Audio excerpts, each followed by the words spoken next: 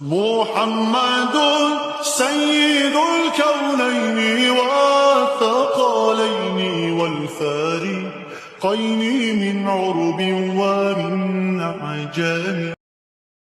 زین العابدین وہ تنہا شہزادے ہیں میرے مولا حسین کے جو پھر 95 ہجری تک باحیات رہے.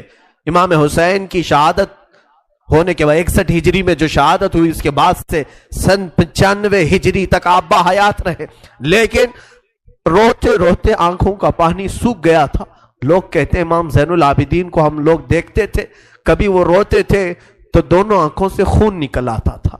لوگ پوچھتے کہ مولا زین العابدین سجاد آپ اتنا کیوں روتے ہیں؟ کہتے ہیں کیا تم میری ہنسی کی تمنا رکھتے ہو؟ جس کے سامنے اس کے بھائیوں کو، اس کے گھر والوں کو، اس کے باپ کو کاٹا گیا ہے، اس کے گھر والوں کو کاٹا گیا ہے. امام زین العابدین کا حال یہ تھا کہ امام زین العابدین شہر میں جا رہے تھے اور قصاب گوشت بیچنے والا دکان میں بیٹھا ہے، گوشت بیچ رہا ہے. جیسے ہی وہ قریب آنے لگے اس نے جلدی سے گوشت کے اوپر چادر ڈال دی، گوشت چھپا دیا. لوگ جو گوشت خریدنے والے کھڑے تھے انہوں نے پوچھا کہ بندے تو کیوں گوشت چھپا رہا ہے؟ کہا زین العابدین آ رہے ہیں، وہ ابھی یہاں کھڑے ہوں گے اور گوشت دیکھ کر کے رونا شروع کر دیتے ہیں، گوشت دیکھ کر کے رونا شروع کرتے. کہا ایسا کیوں کرتے ہیں؟ کہتے ہیں جب بھی وہ میری دکان کے پاس یہ کچا گوشت دیکھتے ہیں تو کہتے ہیں کہ میرے بھائیوں کا گوشت ایسے ہی کٹا گیا تھا اور ادھیڑا گیا تھا. زندگی بھر وہ گوشت کی دکان کے پاس کھڑے ہوتے تو ان کی آنکھیں بہہ جاتی. اور اس کے بعد ایک روایت یہ بھی ملتی ہے کہ قربانی کے دن تھے، مولا زین العابدین ایک جگہ سے گزر رہے ہیں، ایک قصائی بکرے کو لٹایا ہے اور جلدی سے اس پر چھری چلائی جا رہی تھی. امام زین العابدین دور سے کھڑے ہو گئے، کہا اے قصائی تو نے بکرے کو لٹایا، پانی پلایا کہ نہیں پلایا؟ وہ کھڑا ہوا، کہا اے امام زین العابدین ہم مسلمان ہیں، جانوروں کو کاٹتے ہیں تو پہلے پانی پلا کے کاٹتے ہیں. امام زین العابدین نے کربلا کی طرف منہ کیا، کہا مولا حسین مسلمان جانوروں کو پانی پلا کے کاٹتے ہیں، جانوروں کو پانی پلا کے کاٹتے ہیں، مگر اہل بیت کے کسی شہزادے کو ایک گھونٹ بھی پانی نہیں پلایا گیا اور انہیں ویسی پیاسا شہید کیا گیا ہے، پیاسا کاٹا گیا ہے. امام زین العابدین کی پوری زندگی ایک ایک چیز کو دیکھتے تو رونے لگ جاتے تھے کہ کربلا میں یہ چیز نہیں تھی، یہ چیز نہیں تھی. ایک وقت ایسا بھی آیا، کوفہ کا گورنر ابن زیاد، یہ اب اس کے برے دن شروع ہو چکے تھے. میں پھر دوسری تقریر میں عرض کروں گا، زہر کی اذان انشاءاللہ تقریر کے بعد ہوگی. آج سارا مجمع یہاں پر ہے اور انشاءاللہ بغیر نماز پڑھے ہم تو یہاں سے جائیں گے نہیں. اور اذان لوگوں کو جمع کرنے کے لیے ہوتی ہے، جو آلریڈی جمع ہیں پھر انہیں کیا جمع کیا جائے. اذان تو ہم دیں گے انشاءاللہ، صبر کریں. یہ وقت شہادت کا ہے، یہ وقت کربلا کی یاد کا ہے. مولا حسین کے یہ شہزادے امام زین العابدین رضی اللہ تعالیٰ، زندگی بھر آپ کے حالات یہ تھے کہ کبھی کچا گوشت دیکھیں تو رو پڑے، کسی جانور کو ذبح ہوتے دیکھیں تو رو پڑے. ایک بار امیر کوفہ ابن زیاد، اب امیر مختار نام کا ایک شخص جو بدلہ لینے کے لیے بعد میں اٹھ کھڑا ہوا. بعد میں کوفہ میں ایک ایسا شخص ظاہر ہوا جس کا نام مختار ثقفی تھا. اس نے اعلان کیا کہ میں قاتلان حسین کا بدلہ لوں گا، اور اس نے اٹھ کر کے کچھ اہل بیت سے محبت کرنے والوں کو اپنے قافلے میں جمع کیا اور یہ قافلہ بڑھتا گیا یہاں تک کہ خون حسین کا بدلہ لینے کے لیے یزید کی موت کے بعد اس نے ہر ایک کو تلاشنا شروع کیا. شمر کو ڈھونڈا، اس کو قتل کیا، اور اس کے بعد عمرو بن سعد کو ڈھونڈا، اسے قتل کیا. عبید اللہ بن زیاد جو کوفہ کا حاکم تھا، جو جڑ تھا اس فساد کا، اسے ڈھونڈا. اور اس کے بعد 22,000 کا جو لشکر تھا اس میں سے کسی ایک کو بھی اس نے زندہ نہیں چھوڑا، ایک کو بھی نہیں. جتنے وہاں شریک تھے سب کو قتل کیا، سب کو قتل کیا. اور 22,000 کو قتل کرنے کے بعد مختار ثقفی نے یہ اعلان کیا، ابھی میں نے حسین کی ایک انگلی کا بھی بدلہ نہیں لیا، میں حسین ابن علی کی ایک انگلی کا بھی بدلہ نہیں لیا. یزید خائب و خاسر ہو کر مر گیا. اور یزید کی سب سے بڑی ذلت تو یہ ہے، یزید کے بعد اس کا بیٹا معاویہ تخت پر بیٹھا. پہلے دن خلیفہ بنا کر اسے بٹھایا گیا، اس کے بعد 6 مہینے تک وہ گھر سے باہر ہی نہیں آیا. 6 مہینے کے بعد سیدھے لاش باہر آئی بیٹے کی. وہ 6 مہینے کبھی تخت پر نہیں بیٹھا یزید کے. لوگ کہتے تھے کہ معاویہ آپ یزید کے جانشین ہیں. وہ نیک شہزادہ تھا. دیکھیں اللہ کی مصلحت کیسی. صحابی کے پیٹ میں یزید پیدا ہوا, یزید کے پیٹ میں معاویہ, پھر اچھا شہزادہ پیدا ہوا, نیک تھا. اس نے کہا, لوگ جب کہتے تخت پر بیٹھ جائیے, تو اس نے اس تخت کی طرف دیکھ کر کے تھوک دیا اور کہا اس تخت پر بیٹھوں جس پر شہزادہ رسول کا خون لگا ہوا ہے, اس تخت پر بیٹھوں جو تخت حسین ابن علی کے گھر والوں سے رنگا ہوا ہے. کبھی اس تخت پر نہیں بیٹھا. اس کی یزید کی سب سے بڑی ذلت تو اسی پہ ہے کہ اس کا خود کا بیٹا اس کے تخت پر تھوک دیا, نہیں بیٹھ سکا. لیکن حسین کا چرچا آج بھی ہے. حسین کے شہزادے گلی کوچوں میں ہر جگہ ہے. سادات کی خوشبو تم محسوس کرو گے آج بھی. حسین ابن علی کے یہ صاحبزادے زین العابدین جہاں پر رہ رہے تھے خیمے میں, تو ایک مرتبہ ایسا ہوا کہ ابن زیاد جان بچاتا ہوا بھاگتا ہوا نکل آیا, کیونکہ مختار ثقفی اس کے پیچھے لگ گیا تھا, اپنے سواریوں کو دوڑا دیا تھا اس کے پیچھے کہ عبید اللہ بن زیاد جہاں بھی ملے اسے پکڑ کر کے لاؤ, اسے پکڑ کر کے لاؤ. تو سب اس کے پیچھے لگ گئے. مختار ثقفی کے ڈر سے عبید اللہ بن زیاد جان بچاتا ہوا بھاگتا ہوا ایک خیمے میں آیا. وہ خیمہ کسی اور کا نہیں, امام زین العابدین کا تھا. وہاں پر پہنچ گیا. آپ قرآن پاک کی تلاوت میں مصروف تھے. مختار ثقفی کے ڈر سے آنے والا یہ عبید اللہ بن زیاد ہانپ رہا تھا, کانپ رہا تھا. امام زین العابدین نے سر اٹھا کر کے دیکھا, کیا بات ہے؟ کہا پیاس کی شدت ہے, اگر تمہارے پاس پانی ہو تو پلاؤ. امام زین العابدین نے فوراً کھٹوری بھری اور پانی دیا. اس نے پانی پیا اور پھر کہا اور پانی ملے گا. انہوں نے اور ایک کھٹوری بھری اور پھر پانی پلایا. اس نے پیا, 3 کھٹوریاں پانی پیا. عبید اللہ بن زیاد یہ سوچنے لگا شاید امام زین العابدین نے مجھے پہچانا نہیں ہوگا. اس نے کہا آپ مجھے نہیں پہچانے ہوں گے شاید. آپ نے چہرہ اٹھایا تو آنکھوں میں خون تھا, آنکھوں میں خون تھا. کہا اے ظالم, تجھے نہیں پہچانوں گا؟ تیری وجہ سے میرا پورا گھرانہ لٹ گیا, میرا پورا خاندان تو نے تباہ کیا, بھوکا اور پیاسا کربلا میں تڑپایا, تجھے نہیں پہچانوں گا؟ تو عبید اللہ بن زیاد بدبخت نہیں ہے؟ تو اس نے کہا جب آپ نے پہچانا تو پانی پلا رہے ہو. امام زین العابدین نے کہا جو تو نے ہمارے ساتھ سلوک کیا وہ تیری فطرت تھی, اور ہم نے جو سلوک کیا ہے یہ اہل بیت کی فطرت ہے, یہ اہل بیت کی شان ہے. ظالموں کے ساتھ بھی پانی پلانے کا سلوک. اسی لیے میرے عزیزو, آج اگر ہمیں کچھ آس ہے, امید ہے, تو رسول کے انہی شہزادوں سے کہ ہماری برائیاں 1000 ہوں گی, لیکن مجھے امید ہے کہ ان حسین ابن علی کے شہزادوں سے اگر قیامت کے دن ایک بار ہم کہہ دیں گے پانی, تو امید ہے کہ یہ اپنے نانا کے حوض کوثر سے ہمیں پانی ضرور پلائیں گے. تذکرہ کرو حسین کا, تذکرہ کرو اہل بیت کا اور علی کے شہزادوں کا. یقیناً حوض کوثر پر انہی کا قبضہ ہے. میرے آقا صلی اللہ تعالیٰ علیہ وسلم اپنے ہاتھ سے جسے چاہیں گے پانی پلائیں گے.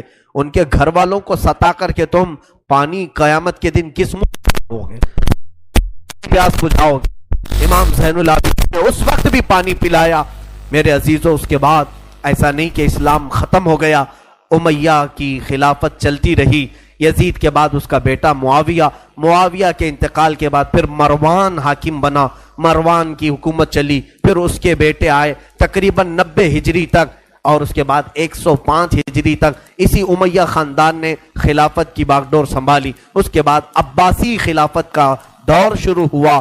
جو بنو عباس کہلائے وہ اہل بیت سے محبت کرنے والے تھے. اتنے زمانے تک بھی اہل بیت کے ساتھ برا سلوک ہوتا رہا. امیہ کے پورے جتنے خلفاء آئے انہوں نے اہل بیت کے ساتھ کوئی اچھا سلوک نہیں کیا. امام باقر کے ساتھ, امام جعفر صادق کے ساتھ, امام موسیٰ کاظم کو 12 سال تک قید میں رکھا گیا تھا. ان کو زہر پلایا گیا تھا, کوڑے مارے گئے تھے. یہ اماموں کے ساتھ برا سلوک تقریباً 100 سال تک چلتا رہا. اور ایسا نہیں, رسول کا گھرانہ آج بھی لٹانے پر قربان ہے. آج بھی اگر کوئی بات آ جائے تو دیکھنا رسول اللہ کی جو اصلی آل ہوں گے, اصلی اولاد ہوں گے, وہ قیادت کے لیے آگے بڑھیں گے اور اپنا سر بھی پیش کریں گے. ہندوستان کی فتح میں سلطان محمود غزنوی کے قافلے میں 2 شہزادے ایسے تھے کہ یہ قلعے کے پھاٹک پر یہاں جب سلطان محمود غزنوی حملہ کے لیے آتے تھے ہاتھیوں کو دوڑاتے تھے، اور جو قلعہ تھا یا ہندوستان کا جس کو فتح کرنا تھا اس قلعے کے پھاٹک پر نوکیلے کیل لگے ہوئے تھے، ہاتھیوں کے سروں میں گھس جاتے تھے تو وہ ہاتھیاں چیخ کر کے پیچھے آ جاتی، قلعہ فتح نہیں ہوتا تھا۔ رات کو خواب میں محمود غزنوی نے دیکھا حضور پاک صلی اللہ علیہ وسلم تشریف لائے، محمود غزنوی بادشاہ، پوچھا یا رسول اللہ ہندوستان فتح کیسے ہوگا؟ میرے آقا نے فرمایا تیری فوج میں میرے 2 شہزادے ہیں، ان سے مشورہ لے، وہ جو کہیں گے تو اس پر عمل کر۔ صبح اٹھا تو فوج میں دیکھا تو 2 آل رسول تھے، 2 نوجوان تھے، حاضر ہوا، کہا آپ میری فوج میں ہیں، میں نہیں جانتا تھا، آپ مجھے مشورہ دیں کہ کیا کرنا ہے۔ جانتے ہو دونوں شہزادوں نے کیا مشورہ دیا؟ پہلے وعدہ لیا سلطان جو ہم کہیں گے اس پر عمل کرنا ہوگا، کہا بالکل عمل کروں گا۔ کہا بات در حقیقت یہ ہے جب تم ہاتھیوں کو دوڑاتے ہو یہ قلعے کا پھاٹک توڑنے کے لیے، اس قلعے پر نوکیلے کیل لگے ہوئے ہیں، وہ ہاتھیوں کے سر میں گھس جاتے ہیں، اس وجہ سے ہاتھی توڑ نہیں پاتے۔ کل صبح جب حملے کے لیے تم ہاتھیوں کو تیار کرو، ایک کام کرنا، ایک ہاتھی کے سر پر مجھے باندھنا، دوسرے ہاتھی کے سر پر میرے بھائی کو باندھنا۔ یہ دونوں شہزادوں نے کہا۔ محمود غزنوی تڑپ گیا، کانپ گیا، قیامت کے دن میں کیا جواب دوں، اور وہ منہ چھپا کر بھاگ آیا۔ دونوں شہزادے باہر آئے اور فوجیوں کو حکم دیا ہاتھیوں کے سروں پر ہمیں باندھا جائے۔ وہ خود انہوں نے ہاتھیوں کے سروں پر اپنے آپ کو باندھا، ہاتھی دوڑائے گئے اور ہاتھی دوڑ کر جیسے ہی قلعے کے دروازے پر ٹکر مارا اور وہ نوکیلے کیل انہی شہزادوں کے سینوں میں ایسے پیوست ہو گئے، اتنی تیزی سے چپ گئے کہ دونوں کی لاشیں انہی پھاٹک پر لٹکی رہ گئی اور وہ دروازہ ٹوٹ کر کے گر گیا اور ہندوستان میں اسلام کا پرچم لہرایا گیا تھا۔ یہاں پر بھی خون آل رسول ہے میرے عزیزوں، یہ اہل بیت کے دم قدم سے ہم آج اسلام کی بہاریں دیکھ رہے ہیں۔ بنا کر کے لائے گئے تھے بیمار زین العابدین حسین ابن علی رضی اللہ تعالیٰ عنہ کے شہزادے، وہ قیدی بنا کر لائے گئے تھے۔ ایک صحابی وہاں پر حاضر ہوئے، کہا کہ کوئی حاجت ہو تو بیان فرمائیں، ہم آپ کے غم میں شریک ہیں۔ حضرت امام زین العابدین نے کوئی توجہ نہیں کی، یہاں تک کہ ایک سپاہی یزید کا ایسا تھا جو تھیلا بھر کر کے پتھر لے کر چل رہا تھا، تھیلا بھر کر پتھر لے کر چل رہا تھا، اور وہ باہر کھڑے ہوئے لوگوں میں پتھر بانٹتا تھا کہ کچھ پتھر تم لوگ برسا ہو۔ ملک شام میں جانے کے وقت کچھ لوگ وہاں صدقے کی کھجوریں پھینک رہے تھے اس اہل بیت کے گھرانے پر، اور کچھ لوگ پتھر برسا رہے تھے۔ یزید کے یہ مخالف لوگ ہیں، باغی لوگ ہیں، ان کے دلوں میں یزید کی محبت تھی، بنو امیہ کے وفادار لوگ تھے۔ اس قافلے پر کچھ لوگوں نے پتھر برسائے، وہ قافلہ اب اور کتنے زخم اٹھاتا، اب ان کو چھوڑا کیا تھا، لوگوں نے سارے زخم تو دے دیے تھے۔ امام زین العابدین نے اس صحابی سے کہا کہ دیکھو یہ پتھر برسا رہے ہم پر۔ وہ صحابی نے تلوار کھینچ لی اور اس کو قتل کرنے کا ارادہ کیا، آپ نے منع کیا، رک جاؤ رک جاؤ، اس لیے کہ بہت سارے قتل میں نے اپنے بابا کے دیکھے اور وہاں کوئی بھی اپنی تلوار لے کر ہمارے مدد کے لیے نہیں آ سکا۔ امام زین العابدین کا یہ لٹا ہوا قافلہ یزید کے دربار میں لایا گیا اور سر امام حسین کو ایک تشت میں رکھ کر پیش کیا گیا۔ یزید اپنے ہاتھ میں چھڑی لے کر مولا حسین کے لبوں پر مارتا تھا اور کہتا تھا حسین تمہاری جوانی ختم ہو گئی، کاش تم میری بیعت کر لیتے تو تم زندگی سے ہاتھ نہیں دھوتے، اور کبھی میں نہیں چاہتا کہ تمہارا قتل ہو جائے۔ اس نے جھوٹے الفاظ میں لوگوں کو اس طرح ورغلایا۔ سیدہ زینب نے وہاں پر ایک جرأت مندانہ خطبہ دیا تھا، مولا حسین کی سگی بہن یزید کے دربار میں خطبہ دی تھی، اور اس کے بعد پھر یہ اسیران اہل بیت کو یہاں ملک شام میں چند دن ٹھہرایا گیا اور آزاد کیا گیا، مدینہ طیبہ کے لیے رخصت کرنے کا حکم ہوا۔ یہ لٹا ہوا قافلہ مدینہ آیا۔ اللہ اللہ، مدینے کو جب یہ لوگ پہنچے، اہل مدینہ کہتے ہم کو وہ شہادت کی خبر پہلے سے مل گئی تھی، کربلا میں مولا حسین کا قتل ہو چکا ہے، خاندان اہل بیت کے ساتھ برا سلوک ہوا ہے۔ پورا مدینہ سرحد پر آ کر کھڑا ہو گیا تھا، مدینے کے باہر انتظار میں۔ وہاں ننھی سی سغرا بھی تھی، مولا حسین کے کچھ گھر والے بھی تھے، وہ انتظار میں تھے۔ جیسے ہی لوگ مدینہ طیبہ میں داخل ہونے لگے، بیویوں کو دیکھ کر مدینے والے چیخ پڑے، سارے مدینے والے زاروں قطار رونے لگے۔ سیدھا یہ قافلہ آیا بارگاہ رسول میں، مصطفیٰ صلی اللہ علیہ وسلم کی قبر انور کے پاس پہنچ گیا، اور پھر بی بی زینب وہاں کھڑے ہو کر شروع سے لے کر اخیر تک کی داستان میرے آقا کو سنانے لگی۔ یا رسول اللہ، آپ کا دوش پر سوار ہونے والا شہزادہ، آپ کا محبوب نظر حسین بڑے زخموں سے چور چور تھا۔ یا رسول اللہ، وہ کربلا میں لاشیں اٹھاتا رہا، پیاسا رہا، بھوکا رہا۔ مدینے کے لوگ کہتے ہیں پورا مدینہ صرف زندگی میں 2 مرتبہ سب سے زیادہ رویا ہے، ایک اس وقت جب میرے آقا کی وفات ہوئی تھی، دوسرا اس وقت جب اہل بیت کا قافلہ مدینے میں لٹ کر داخل ہوا تھا۔ سارے غموں سے نڈھال تھے، ہر کوئی پریشان حال تھا۔ بی بی سغرا ننی سی تھی، 6 سال کی تھی، بار بار لپٹ کر کے بی بی زینب سے کہتی ہیں وہ ننھا بچہ کہاں ہے علی اصغر جس کے ساتھ میں کھیلتی تھی، وہ کہاں ہے، فلاں کہاں ہے۔ بچی کے دماغ میں جتنے یاد تھے سب کو پوچھا کرتی تھی۔ بی بی زینب کہتی ہیں ہر ایک کے جواب میں جب میں کہتی تھی وہ بھی انتقال کر گئے۔ بی بی سغرا پوچھتی تھی کیا کربلا میں موت سستے میں ملتی ہے؟ جہاں آپ لوگ گئے تھے موت بہت سستی ہے، اتنوں کو کیسے آپ نے موت کے گھاٹ اتار دیا؟ بی بی زینب کے پاس کوئی الفاظ نہیں تھے۔ امام زین العابدین کا زندگی بھر یہ حال تھا۔ اللہ اکبر۔ زین العابدین وہ تنہا شہزادے ہیں میرے مولا حسین کے جو پھر 95 ہجری تک باحیات رہے۔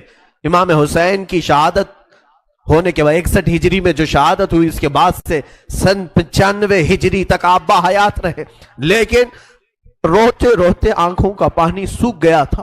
لوگ کہتے ہیں امام زین العابدین کو ہم لوگ دیکھتے تھے، کبھی وہ روتے تھے تو دونوں آنکھوں سے خون نکل آتا تھا۔ لوگ پوچھتے کہ مولا زین العابدین سجاد آپ اتنا کیوں روتے ہیں؟ کہتے ہیں کیا تم میری ہنسی کی تمنا رکھتے ہو جس کے سامنے اس کے بھائیوں کو، اس کے گھر والوں کو، اس کے باپ کو کاٹا گیا ہے، امام زین العابدین کا حال یہ تھا کہ امام زین العابدین شہر میں جا رہے تھے اور قصاب گوشت بیچنے والا دکان میں بیٹھا ہے، گوشت بیچ رہا ہے۔ جیسے ہی وہ قریب آنے لگے اس نے جلدی سے گوشت کے اوپر چادر ڈال دی، گوشت چھپا دیا۔ لوگ جو گوشت خریدنے والے کھڑے تھے انہوں نے پوچھا کہ اے بندے تو کیوں گوشت چھپا رہا ہے؟ کہا زین العابدین آ رہے ہیں، وہ ابھی یہاں کھڑے ہوں گے اور گوشت دیکھ کر کے رونا شروع کر دیتے ہیں، کہا ایسا کیوں کرتے ہیں؟ کہتے ہیں جب بھی وہ میری دکان کے پاس یہ کچا گوشت دیکھتے ہیں تو کہتے ہیں کہ میرے بھائیوں کا گوشت ایسے ہی کٹا گیا تھا اور ادھیڑا گیا تھا۔ زندگی بھر وہ گوشت کی دکان کے پاس کھڑے ہوتے تو ان کی آنکھیں بہہ جاتی۔ اور اس کے بعد ایک روایت یہ بھی ملتی ہے کہ قربانی کے دن تھے، مولا زین العابدین ایک جگہ سے گزر رہے ہیں، ایک قصائی بکرے کو لٹایا ہے اور جلدی سے اس پر چھری چلائی جا رہی تھی۔ امام زین العابدین دور سے کھڑے ہو گئے، کہا اے قصائی تو نے بکرے کو لٹایا، پانی پلایا کہ نہیں پلایا؟ وہ کھڑا ہوا، کہا اے امام زین العابدین ہم مسلمان ہیں، جانوروں کو کاٹتے ہیں تو پہلے پانی پلا کے کاٹتے ہیں۔ امام زین العابدین نے کربلا کی طرف منہ کیا، کہا مولا حسین مسلمان جانوروں کو پانی پلا کے کاٹتے ہیں، مگر اہل بیت کے کسی شہزادے کو ایک گھونٹ بھی پانی نہیں پلایا گیا اور انہیں ویسی پیاسا شہید کیا گیا ہے، پیاسا کاٹا گیا ہے۔ امام زین العابدین کی پوری زندگی ایک ایک چیز کو دیکھتے تو رونے لگ جاتے تھے کہ کربلا میں یہ چیز نہیں تھی۔ ایک وقت ایسا بھی آیا، کوفہ کا گورنر ابن زیاد، یہ اب اس کے برے دن شروع ہو چکے تھے۔ میں پھر دوسری تقریر میں عرض کروں گا، زہر کی اذان انشاءاللہ تقریر کے بعد ہوگی۔ آج سارا مجمع یہاں پر ہے اور انشاءاللہ بغیر نماز پڑھے ہم تو یہاں سے جائیں گے نہیں، اور اذان لوگوں کو جمع کرنے کے لیے ہوتی ہے، جو آلریڈی جمع ہے پھر انہیں کیا جمع کیا جائے۔ اذان تو ہم دیں گے انشاءاللہ، صبر کریں۔ یہ وقت شہادت کا ہے، یہ وقت کربلا کی یاد کا ہے۔ مولا حسین کے یہ شہزادے امام زین العابدین رضی اللہ تعالیٰ، زندگی بھر آپ کے حالات یہ تھے کہ کبھی کچا گوشت دیکھیں تو رو پڑے، کسی جانور کو ذبح ہوتے دیکھیں تو رو پڑے۔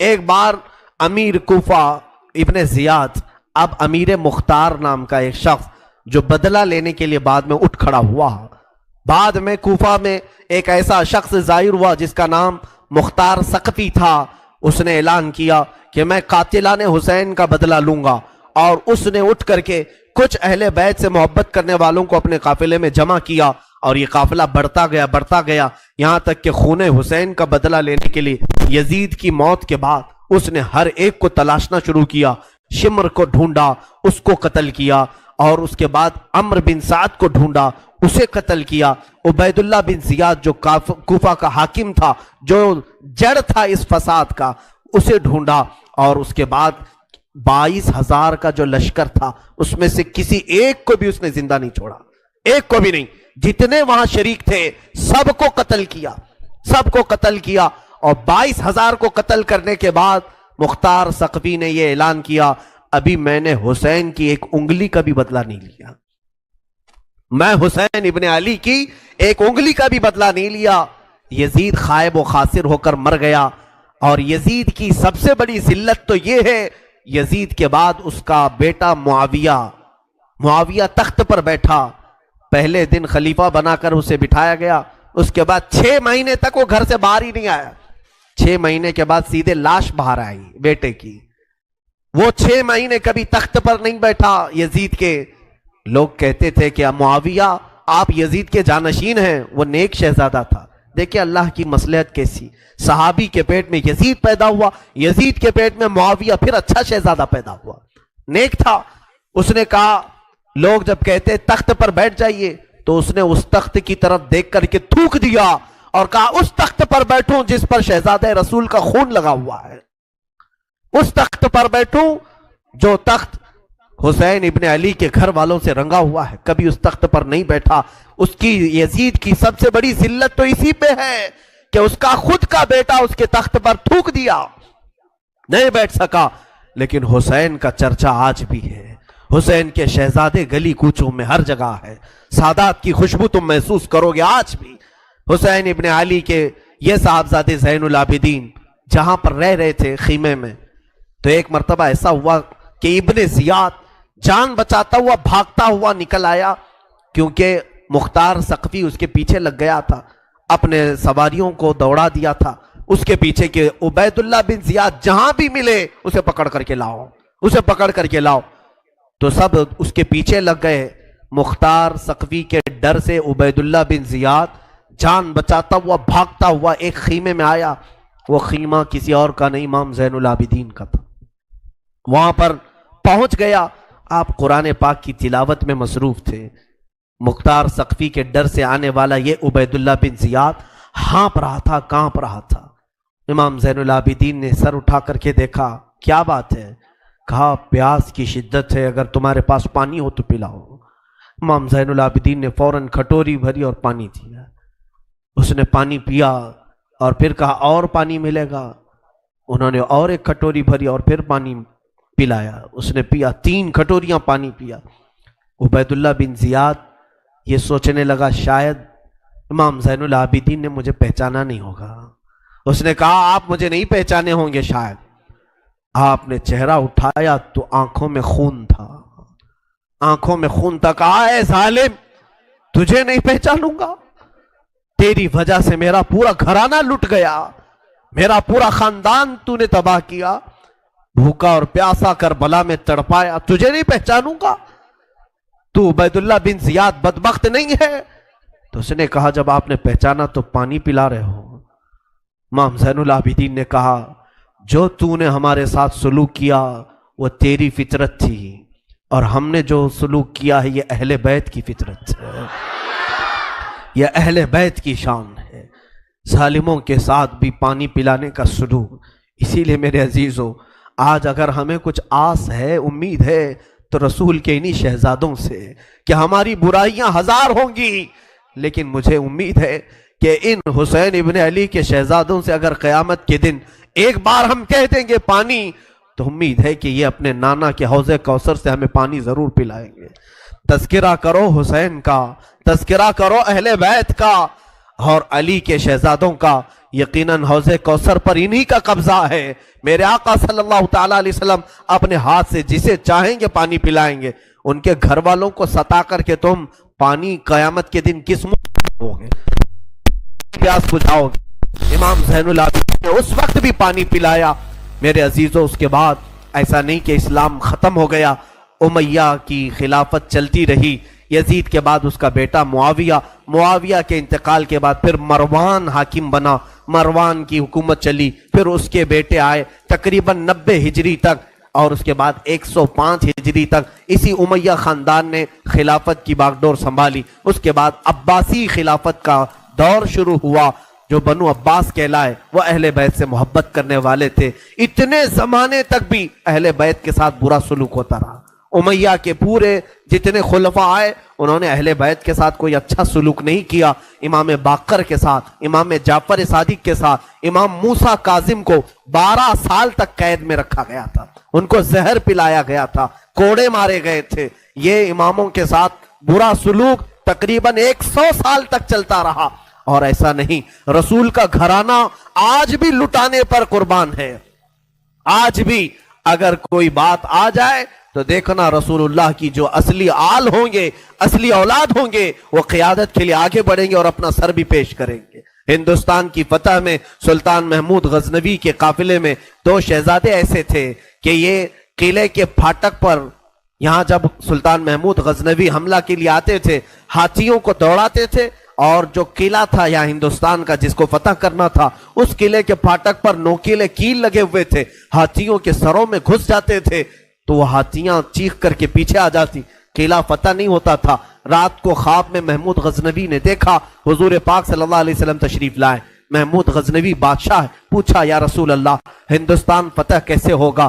میرے آقا نے فرمایا تیری فوج میں میرے 2 شہزادے ہیں، ان سے مشورہ لے، وہ جو کہیں گے تو اس پر عمل کر۔ صبح اٹھا تو فوج میں دیکھا تو 2 آل رسول تھے، 2 نوجوان تھے۔ حاضر ہوا، کہا آپ میری فوج میں ہیں، میں نہیں جانتا تھا، آپ مجھے مشورہ دیں کہ کیا کرنا ہے۔ جانتے ہو دونوں شہزادوں نے کیا مشورہ دیا؟ پہلے وعدہ لیا سلطان جو ہم کہیں گے اس پر عمل کرنا ہوگا، کہا بالکل عمل کروں گا۔ کہا بات در حقیقت یہ ہے جب تم ہاتھیوں کو دوڑاتے ہو یہ قلعے کا پھاٹک توڑنے کے لیے، اس قلعے پر نوکیلے کیل لگے ہوئے ہیں، وہ ہاتھیوں کے سر میں گھس جاتے ہیں، اس وجہ سے ہاتھی توڑ نہیں پاتے۔ کل صبح جب حملے کے لیے تم ہاتھیوں کو تیار کرو، ایک کام کرنا، ایک ہاتھی کے سر پر مجھے باندھنا، دوسرے ہاتھی کے سر پر میرے بھائی کو باندھنا۔ یہ دونوں شہزادوں نے کہا۔ محمود غزنوی تڑپ گیا، کانپ گیا، قیامت کے دن میں کیا جواب دوں، اور وہ منہ چھپا کر بھاگ آیا۔ دونوں شہزادے باہر آئے اور فوجیوں کو حکم دیا ہاتھیوں کے سروں پر ہمیں باندھا جائے۔ وہ خود انہوں نے ہاتھیوں کے سروں پر اپنے آپ کو باندھا، ہاتھی دوڑائے گئے اور ہاتھی دوڑ کر جیسے ہی قلعے کے دروازے پر ٹکر مارا اور وہ نوکیلے کیل انہی شہزادوں کے سینوں میں ایسے پیوست ہو گئے، اتنی تیزی سے چپ گئے کہ دونوں کی لاشیں انہی پھاٹک پر لٹکی رہ گئی اور وہ دروازہ ٹوٹ کر کے گر گیا اور ہندوستان میں اسلام کا پرچم لہرایا گیا تھا۔ یہاں پر بھی خون آل رسول ہے۔ میرے عزیزوں، یہ اہل بیت کے دم قدم سے ہم آج اسلام کی بہاریں دیکھ رہے ہیں۔ یہ سارا صحرا ان قربانیوں کو جاتا ہے۔ آج ہم نے تذکرہ امام حسین کیا، کچھ ذمہ داریوں کی بات اخیر میں کر جاؤں۔ آج جتنے بھی جوان یہاں حاضر ہیں میں حسین کا انہیں واسطہ دیتا ہوں، حسین کے لاڈلوں کا واسطہ دیتا ہوں، خیرت کرو، اب شرم کرو، اب تمہاری زندگی گزارنے کے وہ طریقے نہیں ہونا چاہیے جس طریقوں پر تم آج جی رہے ہو۔ آج تمہارے چہروں پر نہ حسین کی کوئی علامت ہے، نہ کربلا والوں کی کوئی علامت ہے۔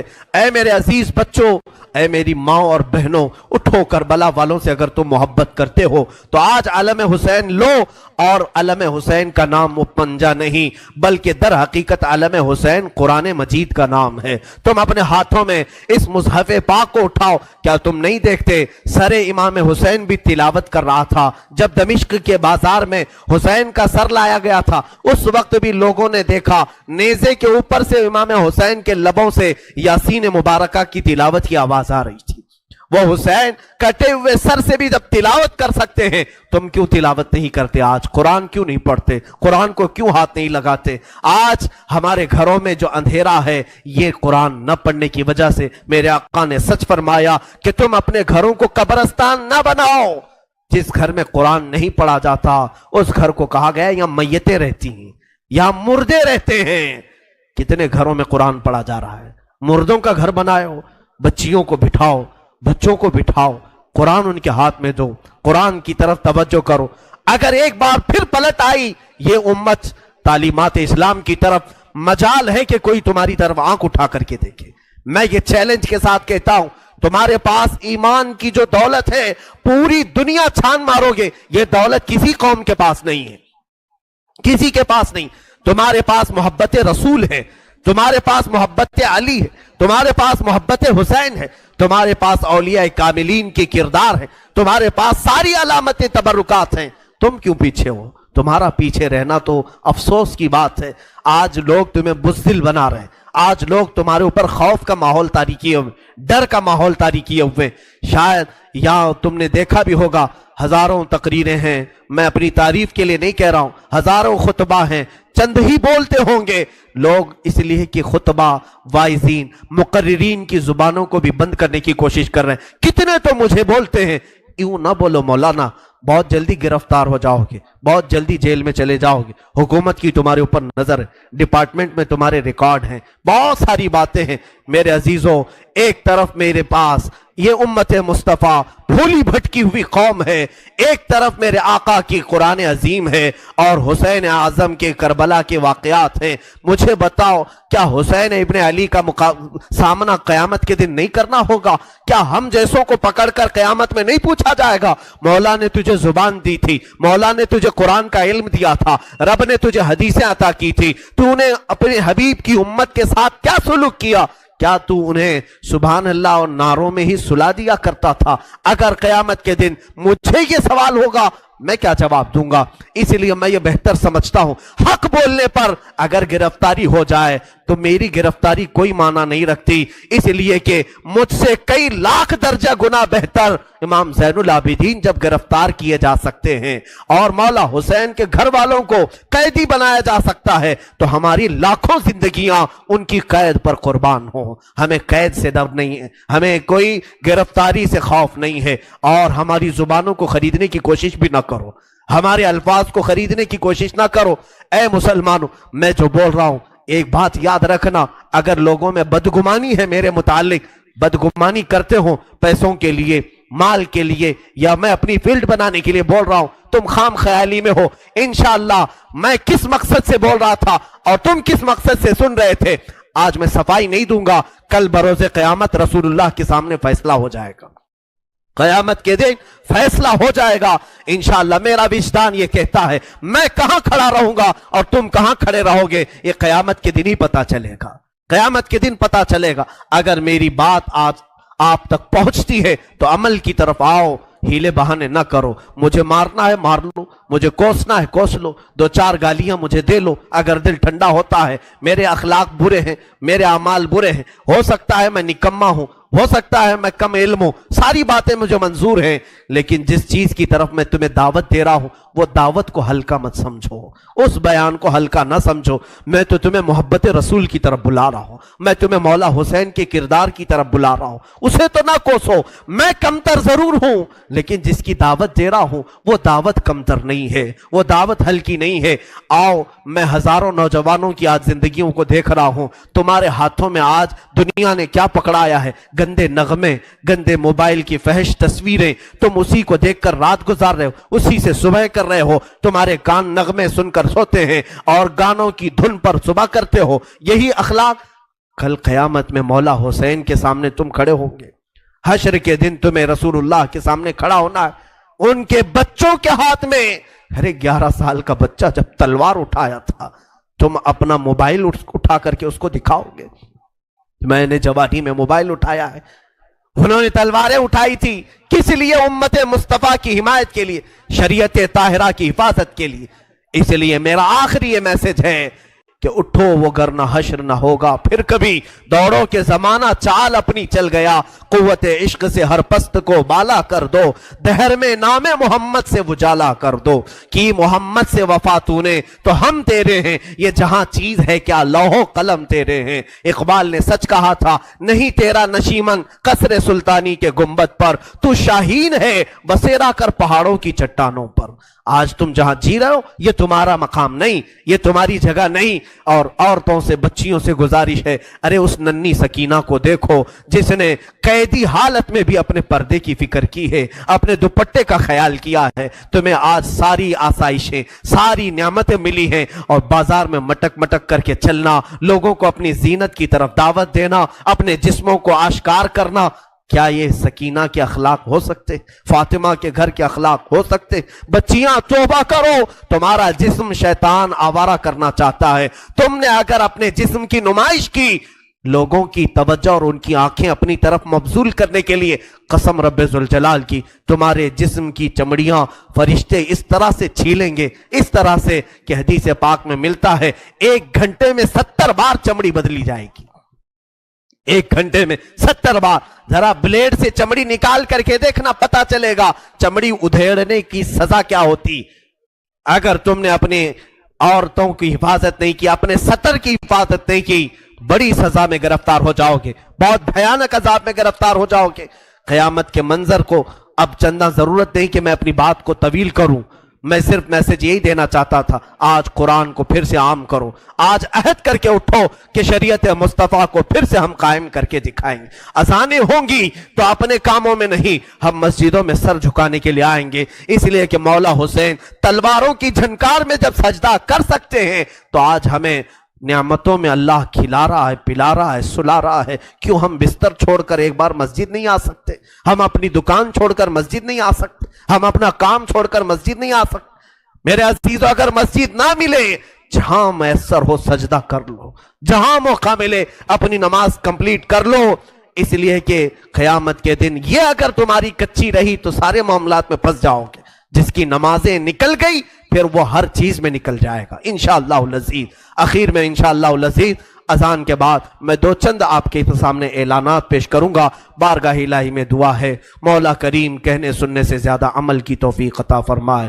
اے رب قدیر، آج جو بھی شہادت امام حسین کا تذکرہ ہوا، اے ذوالجلال خدا، ہم سب کی آوازوں کو تو سن رہا ہے، ہمارے آہو بکا کو تو جانتا ہے۔ ہم غم حسین میں آج بیٹھے ہیں تیرے گھر میں، مولا جتنے یہاں حاضر ہیں سب کی حاجتیں پوری فرما دے۔ مولا جتنے سن رہے ہیں، خواتین، بچے، بچیاں دور دراز سے جو اس پروگرام کو سن رہی ہیں، شامل ہیں، مولا ان سب کو بھی ہم دعاؤں میں شامل کرتے ہیں۔ مولا حسین کی برکتیں ان سب کو بھی عطا فرما۔ اے اللہ، آج عاشورہ کا دن ہے، اے کریم خدا، آج تیری رحمتیں اترتی ہیں، تو بندوں سے راضی ہوتا ہے۔ حسین کے خون کا واسطہ، علی اصغر کے خون کا واسطہ، ہم گناہوں سے توبہ کرتے ہیں۔ مولا ہم سب کو سچی توبہ نصیب فرما، گناہوں سے بیزاری عطا فرما، گناہوں کے مرض سے شفا عطا فرما، ہمیں آنکھوں کی حیا عطا فرما، زبان کی طہارت عطا فرما، دل کو وسوسوں سے بچا لے، ہمارے ہاتھوں اور پیروں کو غلط کاموں سے محفوظ فرما لے۔ اے کریم خدا، ہماری بچیوں کو بے آبرو ہونے سے بچا لے، ان کے جسموں کو ان کے سطر کی تو حفاظت فرما۔ اے کریم خدا، پورے ہندوستان میں امن و امان عطا فرما، اسلام و سنیت کا بول بالا فرما، کفار و مشرکین کے برے منصوبوں کو خاک میں ملا دے۔ اے رب قدیر، تیرا احسان ہے تو نے ہمیں اسلام پہ پیدا کیا، تیرا احسان ہے تو نے امت محمدیہ میں بنایا، تیرا احسان ہے تو نے ہمیں علی اور حسین کے گھر والوں کے تذکرہ کرنے والوں میں پیدا کیا۔ اے مولا، یہ محبت حسین ہماری زندگی کی آخری سانس تک ہماری زندگی میں عطا فرما۔ اے رب ذوالجلال، اس مسجد پاک میں بچے، جوان، بوڑھے جتنے حاضر ہیں، جو جس پریشانی میں مبتلا ہے، مولا تو بہتر جانتا ہے، سب کی پریشانیاں دور فرما۔ اس پورے محلے پر مولا، ہمارے آس پاس جتنے گھر ہیں، اس پورے محلے پر زمینی آسمانی بلاؤں سے تو حفاظت فرما، غیب سے برکتوں کا نزول فرما۔ اے خلاق العالمین، ارحم الراحمین، تیرے دربار میں صرف اتنی التجا ہے، اگر ہماری زندگی باقی رہی، ان آنکھوں کو ایک بار تیرے حبیب پاک کے چہرے کی زیارت نصیب فرما، مولا حسین کے چہرے کی زیارت نصیب فرما۔